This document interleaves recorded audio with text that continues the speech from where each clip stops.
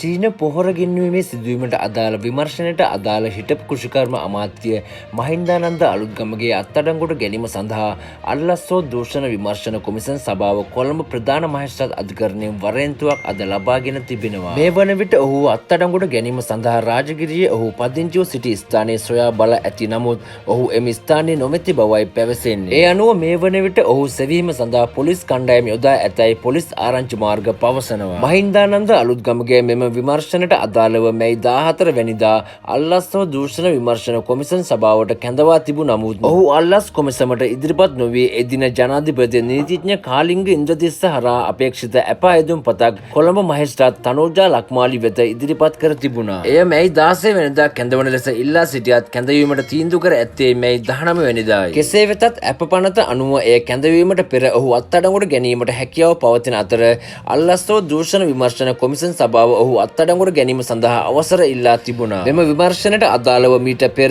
කෘෂිකර්ම රාජ්‍ය අමාත්‍යාංශයේ අතිරේක ලේකම් මහේෂ් ගම්මන්පිල අප්‍රේල් 28 වෙනිදා අත්අඩංගුවට ගෙන රිමාන්ඩ් බන්ධනාගාරගත කරනු ලැබූ අතර ඔහු මේ වන විට අප ලබා සිටිනවා.